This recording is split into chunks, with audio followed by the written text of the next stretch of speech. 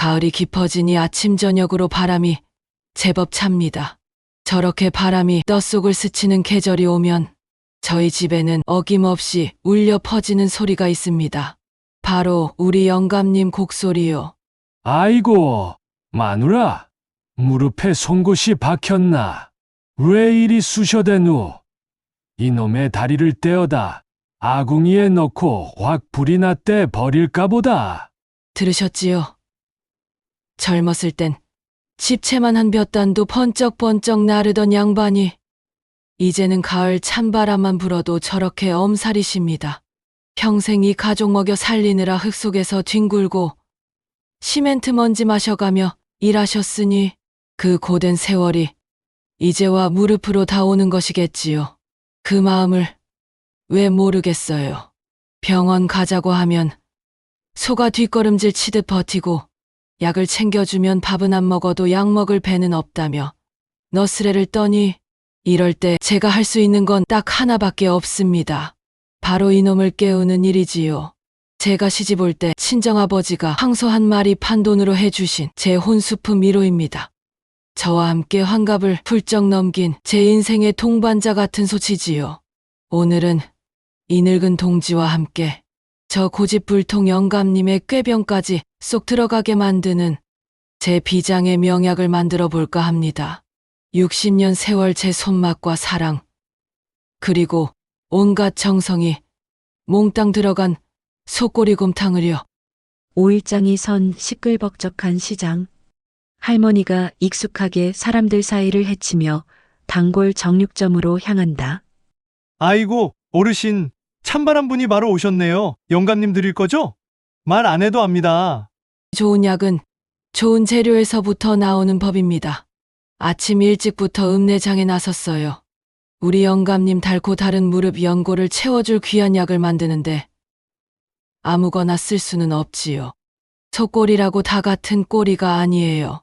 너무 가늘면 먹을 살도 없고 국물도 덜 우러나오고 너무 굵으면 기름지기만 해요. 살코기가 적당히 붙어 있으면서도 뼈마디가 굵고 튼실한 놈으로 골라야 국물이 진국이 됩니다. 영감님 드릴 거니까 제일 좋은 놈으로 줘요.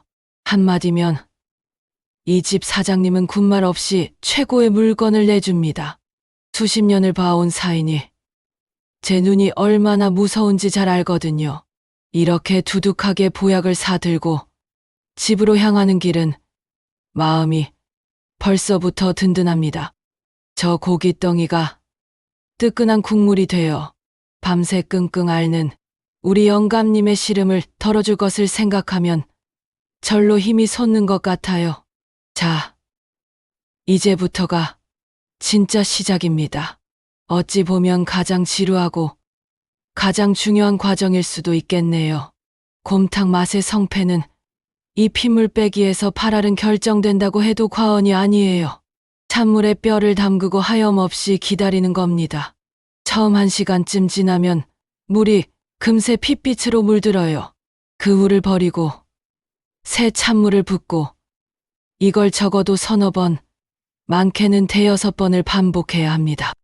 갓 시집 와서 멋모르고 이 과정을 건너뛰었다가 국물은 흙탕물처럼 칙칙하고 누린내가 진동을 해서 온 식구들 숟가락도 못 들게 한 적이 있었지요.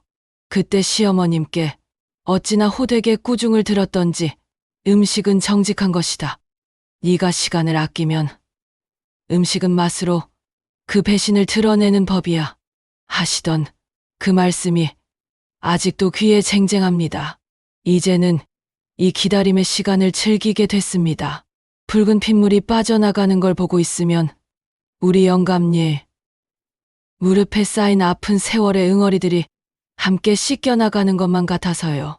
마음을 담아 정성을 담아 깨끗해질 때까지 천천히 기다려주는 겁니다. 핏물을 다 뺐다고 안심하면 안 돼요. 팔팔 끓는 물에 한번 와르르 끓여내서 뼈 속에 숨어있던 마지막 기름기와 불순물까지 말끔하게 없애줘야 합니다. 보세요. 이렇게 시커먼 거품이 떠오르지요? 이게 다 잡내와 텁텁한 맛의 원인이 되는 놈들입니다. 이걸 걷어내고 또 걷어내야 비로소 국물이 보약이 될 준비를 마치는 겁니다. 인생도 그렇지요. 좋은 것만 남기고 싶으면 살면서 떠오르는 미움이나 욕심 같은 시커먼 거품들을 부지런히 걷어내야 하는 법이니까요. 이제 제 오랜 친구 가마솥이 나설 차례입니다. 저와 함께 60년 세월을 동고동락한 솥이지요. 저 솥에다 깨끗하게 목욕제기한 뼈를 안치고 우물물을 가득 부어 끓이기 시작하면 이제부터는 저와 불 그리고 시간의 싸움입니다. 꼬박 이틀, 꼬박 48시간을 불과 씨름하며 끓여야 진짜 배기 국물이 우러나옵니다. 첫날 반나절은 가장 센 불로 팔팔 끓여댑니다. 뼛속 깊이 숨어있는 골수와 좋은 성분들이 남김없이 빠져나오라고 호령을 하는 것이지요. 그렇게 한바탕 끓어오르고 나면 그 다음부터는 불기를 다독여 은은한 불로 밤새도록 구워야 합니다.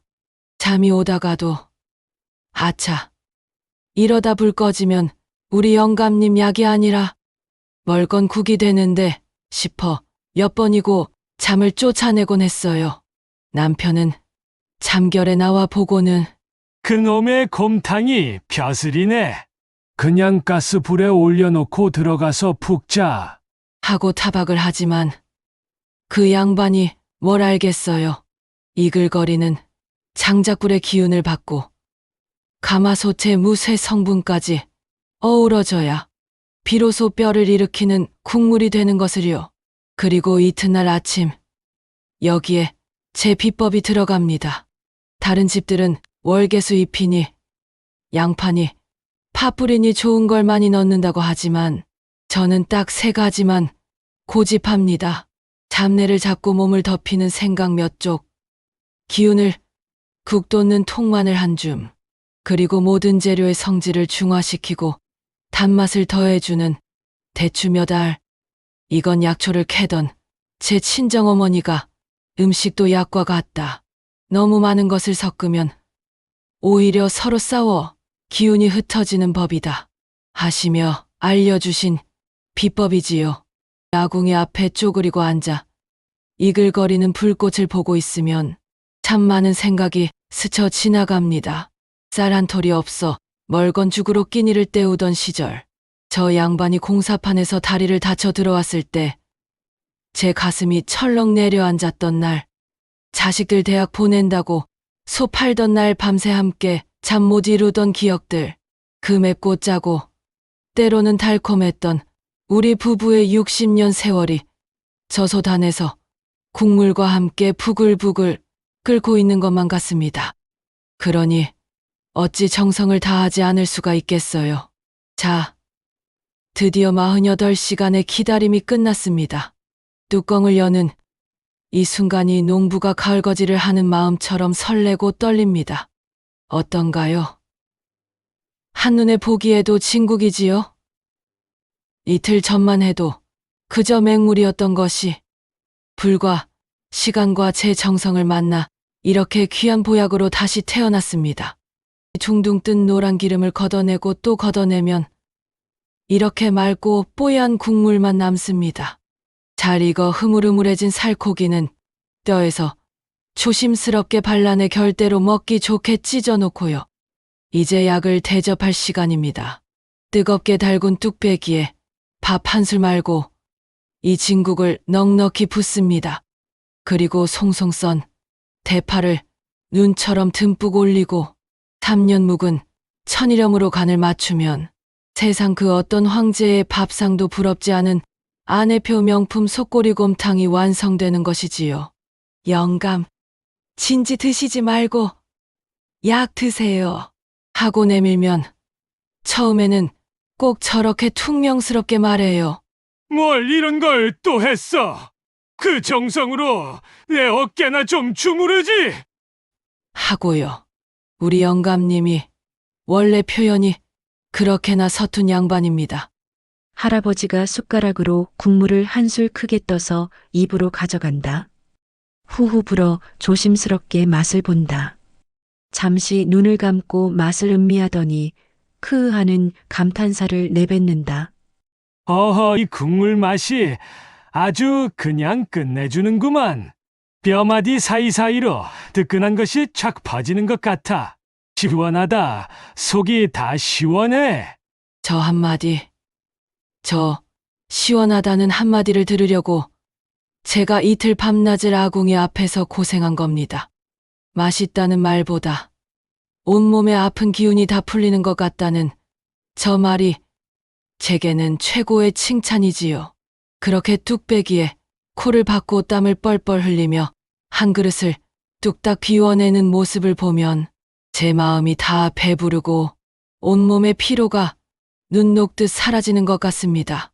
다음 날 아침 할아버지가 언제 아팠냐는 듯 허리를 꼿꼿이 펴고 마당을 쓸고 있다. 할머니를 보고는 괜히 헛기침을 하며 더 힘차게 빗자루질을 한다. 그 모습을 보는 할머니의 얼굴에 웃음꽃이 핀다. 곰탕을 먹고 기운이 난 할아버지가 마당 한 구석의 평상에 걸터 앉아 있고 할머니가 그 옆에 앉아 할아버지의 무릎을 주물러 준다. 두 분의 모습 위로 따스한 가을 햇살이 쏟아진다. 이 곰탕 한 그릇이 무슨 신통방통한 만병통치약은 아니겠지요.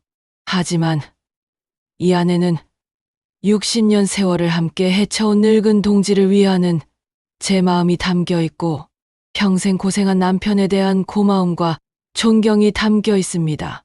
그래서 우리 영감님은 뜨끈한 국물 맛뿐만 아니라 제 마음까지 함께 드시고 기운을 차리시는 게 아닐까 저는 그리 믿습니다. 혹시 주변에 아프거나 기운 없는 소중한 분이 계시다면 오늘 저녁에는 약봉지 대신 따뜻한 밥 한 그릇, 국 한 그릇 정성껏 차려주시는 건 어떨까요?